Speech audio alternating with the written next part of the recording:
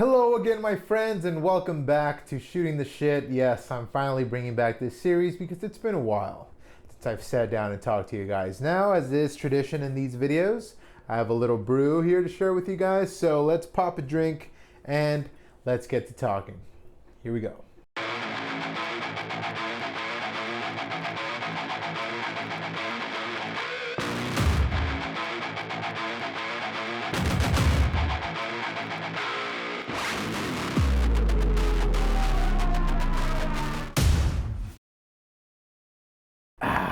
Good old Yingling Lager. Oh my god, so fucking good. It's fucking crazy, man. I moved to the East Coast, seriously, just to drink Yingling, and now it's available in Texas, where I used to live. So, I guess might as well move back to Texas. No, I'm just messing around with you guys now.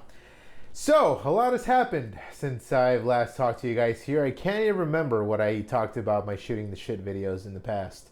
But I recently took them off my channel, but I didn't delete them. I just privatized them. You know, I put them on private. I kind of took them off the rotation just because I felt like they were very, at least to me, very cringy. But many of you out there really enjoyed that series, so I don't know why I did that. So I'll put them back. You know, I'll make them public again. But shit, man, I just am my worst critic.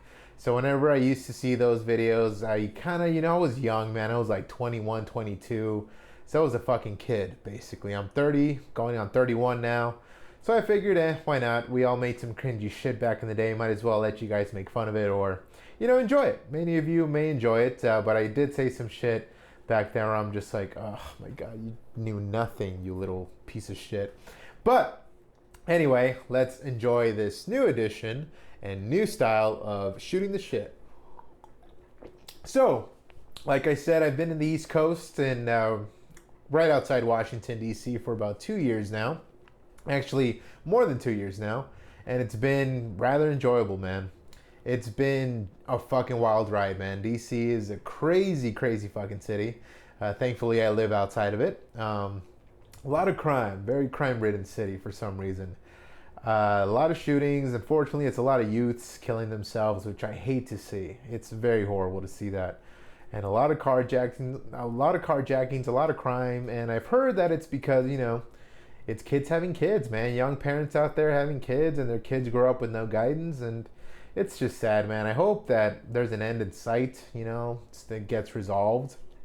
But it's just very heartbreaking to see. If you guys don't know, I work at a news station. I'm a photographer for a news station here in DC. I made the move from El Paso, Texas, all the way out here. And it's been great, man. It's a great job. Never boring, that's for sure. A lot of waiting. A lot of people ask me, like, what do you do? How is it shooting for the news? I mean, when you get a story, it's cool. But when you have to wait 2 hours to just get one 30-minute, not even then, maybe 10-minute interview sometimes, it can fucking drag. But it's a great job, man. I love it. It's pretty much what I wanted to do. When I was a kid, I wanted to be a movie director, a Hollywood director. I wanted to make movies and shit like that. And now I guess basically I do get to kind of shoot some movies. They're only like a minute, maybe 2 minutes at a time, but I do get to shoot and edit pieces, which is pretty fucking cool, man. So yeah, I enjoyed a lot to see, a lot to experience. Now, it's a bigger market, and but I would rather, I'd say I'm pretty rather good at my job, so it wasn't really that much of a change. Bigger stage for sure, but I think I've handled it pretty well. But what I want to get to is how I got to finally make the move to DC, or I guess to a bigger market. Now, for the longest time, I lived in El Paso, Texas. I spent 10 years working there in the news, and I wanted to make the move way sooner than I did. But there was just a lot of factors that were, I guess, stopping me from doing so. And one of those was my car. My car was on its last breaths, man. Like, it had 250,000 miles on it when I got rid of it, unfortunately, or I had to get rid of it. And that was basically the ballast that was keeping me down in El Paso.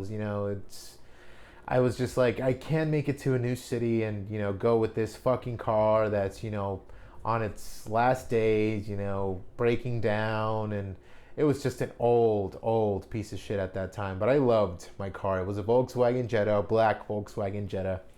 I nicknamed it Lil Jetta, and a lot of memories took place in that car. A lot of great experiences that thankfully I got to experience with that good old car that never failed me. Well, it failed me once or twice, but yeah, man, it was bad at its last days with me. But what really it's crazy how life works sometimes.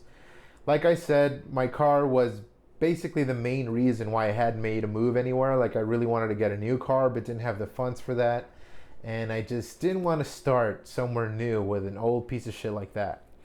But again, I love my car, but yeah, it was just not going anywhere. But one day, I went to my local gym, I worked out, and as I was heading out, one of the employees comes out and says, "Hey, do you own this car that looks like this, and that?" Now, before I get into this, I should say, in the back of my windshield, the back windshield of my car had a ton of metal band logos like Suffocation, Slayer, Anthrax, Obituary, shit like that. And it had a big, pentagram, Baphomet sticker on it, an upside down cross. Very satanic shit, of course, because I love that shit, of course. That goes without mention. But yeah, and I'm like, he comes up to me, describes the car, and I'm like, yeah, that's my car. And he's like, okay, we need you to wait in here because there's a crazy guy outside. A crazy guy who's kind of talking about your stickers, is very offended by them, and just, it's not a good idea for you to go out there. I didn't think much of it at the time. I'm like, well, okay, I need to get to work soon, but sure, I'll just let him walk away and I'll be on my way. But what this guy did next is basically what put the nail in the coffin of me not moving to another city and starting over. This guy, a religious nut, of course, fucking religion, I swear to God. This guy vandalized my car, and I will show you what he did right here. If you do anything, I'll be inside, okay? All right, thank you. No, I didn't witness any of this. He just walked in saying, So, some guy was pretty ticked off, had my stickers, and this happened. So, yeah, wow. That is great.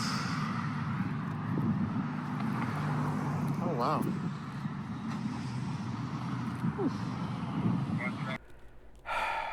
As you can see, he bashed in all my windows. Also took, I had a little tag in there, my badge for work with my name and picture on it. And he took that as well. I guess to get revenge or something for this fucking religious ideology. Fucking stupid ass shit. Another reason I hate religion is just how it makes people act just for a little offensive symbol on my car. But once that happened, of course, I was mad for sure. I was bothered. I was just more annoyed than anything. I wish I saw what this guy looked like. Apparently the police, of course, came right after, talked to me. I made a report, blah, blah, blah. I decided to press charges, but nothing came of it. I guess because I got rid of the car later on and the PD didn't, I guess find reason to keep, keep this case alive. I never saw what the guy looked like. But in some weird way, he did me a favor. He got rid of the ballast that was holding me down in El Paso and made me realize that, hey, you don't have that worry anymore. You can now go make the move. And I did. And again, it's weird how life works because I could have looked at that and said, shit, my life is ruined. How am I going to get to work now? My fucking car is no good anymore. I could have replaced the windows, but again, it would have been like polishing a turd, basically. Like that wouldn't have done any good. But this guy, weirdly enough, with his stupid religious ideologies, if I ever did meet him, if I ever did see what he looked like, I would have loved to punch him straight in the fucking mouth for his stupid ass beliefs and ruining my fucking day that day. But again, deep down inside, when I really just saw that for the first time, when I saw the damage, when I saw what had happened, I felt kind of relieved. I'm like, okay, cool. You got away with it, but I don't give a shit. You did me a favor, you fucking piece of shit. I'm still a little bothered by it because, come on, man. This is why I fucking hate those religious nuts, man. I mean, religion in general, it's a fucking sham. It's bullshit. I hate it. Atheist for life, baby. But I just hate how it drives people to do that. Like, just because, you know, it's insulting to your little petty god, you're fucking gonna ruin someone else's day. But whatever, man. That is definitely a story to tell. I remember telling my coworkers, they cannot believe it. I mean, people who meet me, you know, they say I look scary, but once I open my mouth and actually greet them, I'm one of the nicest guys that they've ever met. And that's true, man. Yeah, like I love metal. I love twisted shit. I love Satan. I love horror movies. I love devilish artwork. I love anything evil. But I am not that. But it shows how someone with a religious and, you know, good constitution can actually be the evil that plagues this society. And that's basically what happened that day. Thanks to his little petty god in the sky, he felt the need to do this to my car just to bash an evil satanic fuck and be righteous in the eyes of the Lord. God. But it's probably good that I didn't encounter this guy. He probably could have hurt me. I probably could have been injured. I guess he had a tire iron or some shit. But, you know, whatever. It is what it is. Look at me now. I have a new car. I named it Lucretia. It's a Subaru Impreza, a little gray one. Fucking love my new car, and it drives amazing. And it's funny how life works. It lined up. It worked out. So if anything like this ever happens to you guys, if you're ever trying to make the move somewhere, if you're ever trying to make a new start happen, sometimes you need to go through some really bad shit for you to wake up and say, holy shit, I need to just make the move. Like, why not make the move and start over? And that's what I did. Sure, times have been hard. The East Coast is very expensive. Washington, D.C. is one of the most expensive regions to live in. Sure, I've been struggling with money here and there. Not too much, mind you, but I get by. And it's an experience that I needed. It's the move that I needed to make for my career to, you know, gain its next step. You know, I needed to make that move, make that jump. And that's basically what I did. I don't know anybody really around here. I don't have any family nearby. All my family's across the country. You know, they live in Texas, the west end of Texas, the most western point of Texas. So literally, yeah, I have no one around, but I'm making it happen, man. I'm making shit happen. And sure, it was a big jump, the biggest jump I've ever made in my life, but I have no regrets here. There's so much to do here, so many shows to see, so many great big metropolitan cities nearby that are only about 2 to 3 hours away. And the people here are very nice, man. DC is a very cool place to live in. Everyone's pretty much a very, very affable person that I've met. I haven't really met anyone who's, you know, very open-minded city for sure, which I love. So once that happened, a few months later, I decided to apply to other stations, and Washington, D.C. came a-calling. I accepted the call. And crazy story, I made the drive in one day with the help of my aunt. Thank you so much, Christinita, I love you. And one of my best friends, Juice, which I'm pretty sure you've seen in the Stern Approach. I put everything in a U-Haul, a little trailer of the U-Haul as well, separate trailer I mean, to take all my belongings. And all three of us made that drive from the most western point of Texas, being El Paso, Texas, all the way across the country up to Washington, D.C. That was about a 27-hour drive, I want to say, but it didn't feel like it at the time. I was honestly so hyped, so excited, so happy that I was making a move that I didn't even feel tired most of the time. I did most of the driving, of course, but they helped me out. But man, we made it. And once we got here, I'm like, this is real. This is happening. Like, holy shit. Like, I always talked about making a move, moving to a new city. and actually making it happen. And once it happened, I'm like, holy shit, like it's possible. It's possible to get out of your little town and go off to the big city and just experience life, a new life. And I'm so glad I did it, you guys. I'm so glad I did it. The first year here was very tough. And of course, the second year as well. Getting used to being away from my family for so long, getting used to, the money situation, of course. But a lot of good has happened. A lot of shit has happened that I just do not regret one single bit of it. So, to that religious nut out there, fuck you, but also, thank you. From the depths of my black heart, thank you for being a fucking nut that day and ruining my day, but paving the way for me to come over here and start a new life. So, again, fuck you. I can't say that enough to this piece of shit. Karma hopefully has dealt with him. And yeah, I don't know if he had to pay a fine. And honestly, like I said before, I didn't give a shit. Once PD called me, they said they only called me once, El Paso PD. And they told me that they charged him, this, and that. But after that, I didn't hear anything about it. But I didn't even bother to call back or follow up. Because at that point, I was making moves over here. So I was like, let the past die and let the past stay there. Because that's what it is. If you live in the past, you hurt the future. So that's what I decided to do. So that's the first story for you guys. So now again, live in the East Coast. Many of you, I've posted a lot of my Instagram stories.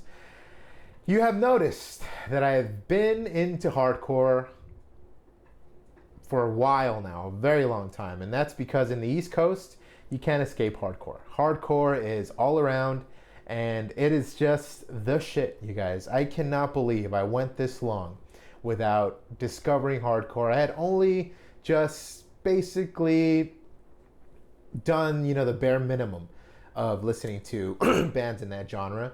Of course, but it was more so the old school hardcore sound, like Fear, Negative Approach, those kind of bands. Agnostic Front for sure.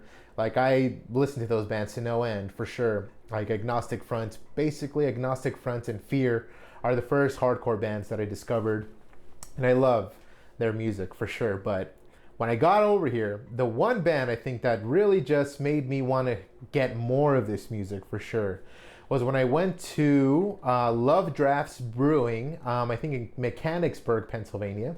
I went to go see High on Fire with Municipal Waste and a band called Gel. Now, once I saw Gel, I said, shit, man, I need more of this fucking music. What is this? Holy fucking shit. Like, that's when I really just wanted more of this music. That was basically the day where I kind of just started to delve into nothing but hardcore. Shortly after that, or I guess a little bit before that. No, yeah, shortly after, I went into this fucking rabbit hole. I wanted more of this. And of course, it started with Hatebreed and Knocked Loose. Those two bands, man, for sure my two favorite hardcore bands. I guess Hatebreed would be my top. Knocked Loose is a close second. But yeah, man, once I discovered that sound, I cannot get enough of it. And it's been 24/7 since then. And it's just been nothing but core bands, hardcore, metalcore, deathcore. Discovered so many new sounds. And I cannot stop kicking myself enough for not having delved into these genres sooner. Because there is so many good bands. Like, holy shit, so many fucking good bands out of this genre. And so many new sounds coming out. It's insane. But yeah, there's a barrage of shows over here in the East Coast, mostly hardcore. Again, that's why you cannot escape it. And that's mostly what my money has gone to in recent times. Just seeing these shows, going to see these bands, and just experiencing hardcore truly for the first time, at least in a live setting. Now, the festival that I just could not miss for sure, because Knocked Loose was celebrating their 10-year anniversary, was LDB Fest in Kentucky, Louisville, Kentucky. I flew over there and I was like, I cannot miss this Knocked Loose set, man. Like, I have to see these guys live. They weren't playing any shows around my area at the time. So I was like, it's now or never, man. You have to see this band, like, so bad. So I immediately bought the festival tickets, and I booked the fucking flight, booked the hotels, and away I went to Louisville, Kentucky. Now, these bands that played those 2 days, it was a barrage of bands, man. It was Tsunami,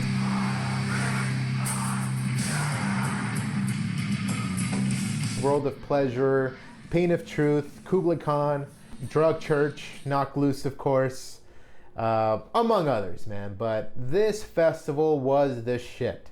The only bad the only bad thing is I hadn't been to a festival in a very long time. It had been a while since I had been to a festival, and it kicked my ass, you guys. It was a combination of jet lag, and also when I got there, man, it was one of the coldest days. I'm not even kidding you. It was so fucking cold those 2 days. Like, I thought I was gonna get pneumonia. Like, it was a cold that I had not even experienced in DC. It was so fucking brutally cold, man. Like, I hated it. You couldn't go outside at all without fucking freezing your ass off. And that was the only kind of bad part about it. But it was so fucking fun. It was so fucking fun, you guys. So many cool people there. A lot of great bands. Volcano, for sure, who I've talked about before, or will talk about in my Analog Conjurations video. That was my first time seeing them, and they had the biggest wall of death I've ever seen. Holy shit. And if I wasn't so fucking tired, I would have definitely joined in, and I regret it to this day not joining in, because that wall of death was insane. I'm talking about throughout the whole venue. It was a pretty big venue. The whole venue split in half. And everyone went ape shit once that fucking breakdown hit. My God. I also discovered one of my new favorite bands, for sure, called Weapon X. It contains in the lineup Bo Looters, who also plays in Harm's Way. I'm blanking on the singer's name, and I really apologize for that. But it also, in the lineup, features Brian Garris of Knocked Loose, the frontman, and Isaac, who plays guitars in Knocked Loose. Isaac Hale. Here we go!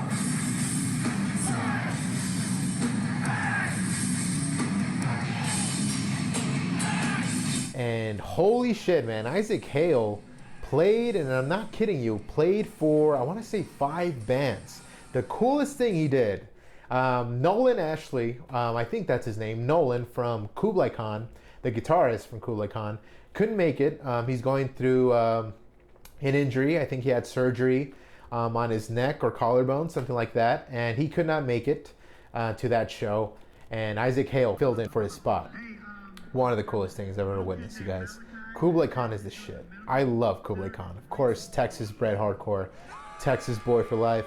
So I love Kublai Khan. So fucking cool, man. That set was ape shit, man. The entire time. It was so violent, man. I fucking loved it, man. And that's another thing I love about hardcore, is how violent it is. I've heard that as far as music genres go, hardcore is the hockey of, I guess, the metal umbrella. And that is such an inaccurate description. Hardcore is definitely the hockey of metal. And I love the violence. I love the spin kicking. I love all the fucking hardcore dancing that goes on, all the stage diving. I love it, man. I fucking love it. I mean, you know, getting into MMA back in the day, like, I really just, it's something that you just, as humans, we're very barbaric. We really love violence. I mean, MMA for sure, UFC fights and shit, when it gets bloody, I love it. I love seeing violence like that. It just entices me in a way that I can't describe. I mean, I guess I could say it just goes back all the way back to the Roman times, man. I mean, back in the fucking Colosseum, gladiators used to hack their fucking limbs off and kill each other, and people loved it. And I guess that's something that we've never gotten rid of as humans. And that's something that really appeals to me in hardcore. It's never boring. It's so fucking hands-on and fucking go, go, go all the time, and I just love that. It's so cool, man. I fucking love seeing that. I don't hardcore dance myself. I do think it's a little silly, but I love seeing it for sure. I have spin kicked once or twice, but that's as far as I go. I've stage dived for sure. That's something new that I've never really wanted to do, but with hardcore, it's such a visceral genre that you really can't help but want to join into, you know, just the whole vibe that goes on at a hardcore show. So I fucking love it, man. I fucking love it. It's so fucking cool. And I think it gets a little bit of a bad rap because people think that, you know, hardcore dancing, swinging their fists, karate in the pit, whatever, that it's kind of annoying, especially now that metal and hardcore are merging quite often now in the scene. People don't like that. And I guess to some extent I get it. Sometimes you just want to go see a band and just not be bothered or hit in the head by a spin kick or whatever. But I think it's time we embrace it, man. I think it's time you just accept it for what it is. If you don't like it, that's cool. But everyone I've seen, anyone who's, you know, I guess punched me or that I've punched or anyone that gets hurt, it's all in good fun, man. It's not like they fucking karate in the pit just to hurt somebody. No, I mean, if people get hurt, it's all in good fun. You know, like it goes like in metal shows, like if someone falls in the pit, they pick him up. Same thing goes for hardcore. Sure, it's very violent and aggressive, but the people are cool. It's fucking cool, man. Like, I really recommend you going out to your local venue, and if there's a hardcore show coming, just go see it, man. Embrace it. Embrace the violence, embrace the breakdowns, embrace the spin kicks, and just go at it, man. Don't crowd kill. I kind of don't really agree with the crowd killing, but it's part of it, man. So it is what it is. This is the future, man. It's getting a revival for sure. It's been on the uptick for sure in recent years, and it's just getting stronger. You know, musically, like the bands that are coming out now, holy fucking shit. Like, it's a genre that just does not get old at all. I fucking love it, man. I fucking love it. So yeah, man, East Coast, can't escape hardcore. I just can't get enough of it. I cannot stop listening to it, man. It's just crazy how much I've wanted it. Like, every time I listen to a new band, I'm just like, oh my God, like, how did I not listen to this before? But yeah, man, so fucking cool, so fucking awesome. But yeah, hardcore has basically been my main genre so far, and it's probably not going to stop for a few years now. And, you know, some of you may say, like, oh, well, I guess you're just not going to listen to metal anymore. That is not true, man. Like, I am metal in and out, man. I mean, I fucking bled for it. I sweat for it for years. But you got to put it this way, man. I got into metal, you know, thrash and death metal when I was, like, 14. I'm 31 now, so it's only natural that you just want new sounds eventually. And I've really just gotten tired of the whole, like, staying true to the genre and all this bullshit. Like, it's music's music, man. You can't, good tunes is good tunes. You can't fucking deny that. Like, if you're really just stuck on this, you know, view of I have to stay true because if I fucking, you know, stray off the path, someone will talk shit and I don't want my reputation to be stained. Fuck all that, dude. Fuck that. Who cares? Who gives a shit? Just embrace it. If you like something, like it. Who gives a fuck if it's not good? I mean, for example, I love a band called Immure, which has a very shitty reputation. But I see them as kind of like the new metal deathcore band. I love their sound, man. They get a bad rap because I guess their frontman Frankie is, you know, I guess labeled as douchey. But I love their music, man. I love Immure. Such a good fucking band. And I never thought I would say that because, I mean, back in the day, like, back when, you know, I was true to the scene, man. You know, I saw the scene kids and I was like, oh, how can they be into this shit? Like, wow, why do they like breakdowns? Like, what the fuck is that? Like, I just didn't get it. But that's just the thing. I just didn't get it. But now that I get it, I'm like, they were right. But nah, man. Like, I still listen to all the classics for sure. But, I mean, like I said, it's only natural to want new sounds. New artists, new albums to discover. Yeah, dude, don't limit yourself to music. Don't do that. You're gonna miss out on a lot of great stuff if you do that. But yeah, man, like, if something's stopping you from discovering new music, just get out of that, man. Unless it's not your thing, then it's just not your thing. But just don't bash music, you know? Like, to each their own, you know? People just like different shit than you, react differently to music at shows, and I think it's just time that unity takes over, man. It's time. But yeah, man, I mean, life is long, people change, and I guess I'll close this one out with something crazy. Something that I'm pretty sure many of you who have followed my channel for years will not believe that is coming out of my mouth, but the war between me and Pantera is officially over. I fucking love Pantera again, you guys. Pantera was kind of one of those bands that you got flack for listening to. And from my personal experience, Pantera, I started out, loving them. I, loved Cowboys from Hell, Far Beyond Driven, all those albums for sure. But the main reason I kind of got that hatred for Pantera is it was very stupid. For one, Pantera fans back in the day were mind-numbingly annoying. And I didn't want to, I guess, include myself in that group.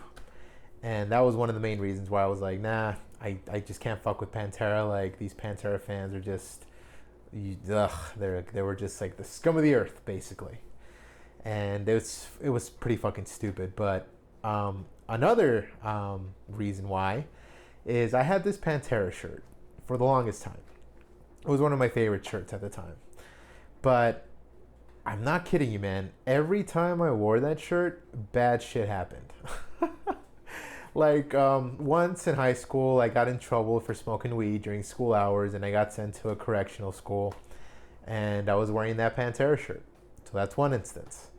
Another instance was I had a girlfriend in high school, and we had broken up, and one day I was texting her, just kind of like, I guess, because we were still talking after we broke up. Never do that. Once you break up with someone, might as well just leave it. I was texting her, and I was on my way to the mall with my family, and she was with her new boyfriend.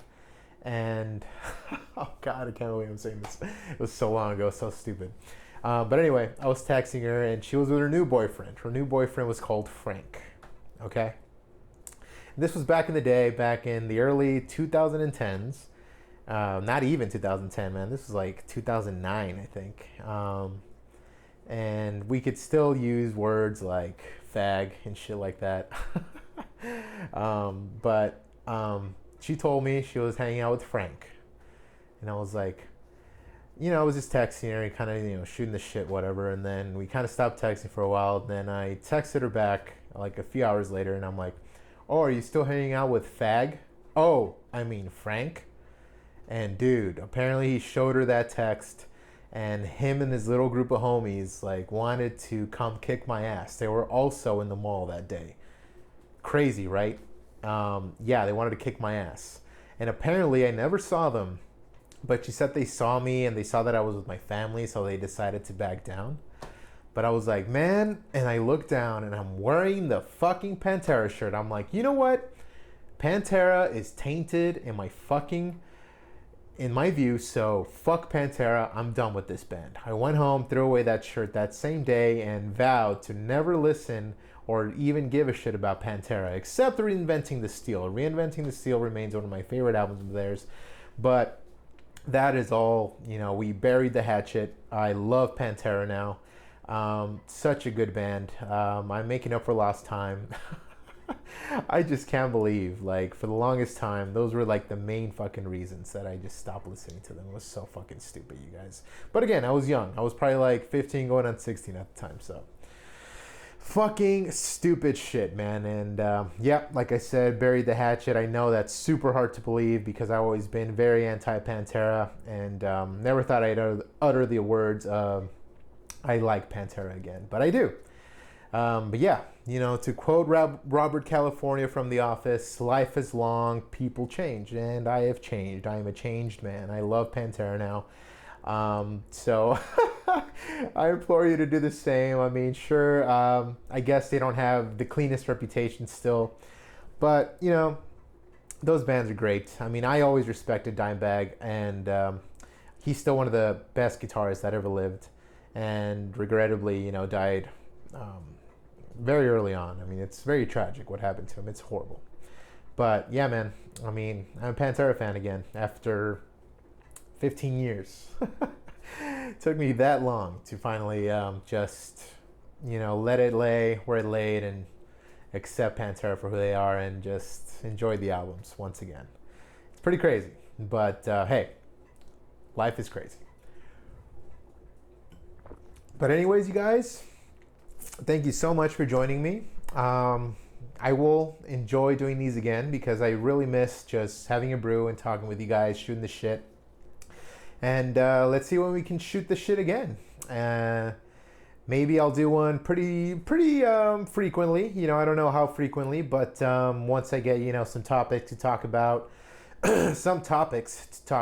and just to talk it over and make these kinds of videos a little laid back. I like making videos for you guys to just have in the background, or just some talking points for you guys to comment on and shit like that. So yeah, Shootin the Shit is back officially, and your old pal Goro Stern will just enjoy this brew, and I hope you guys enjoyed one with me. So that'll do it for this one, and I'll see you next time.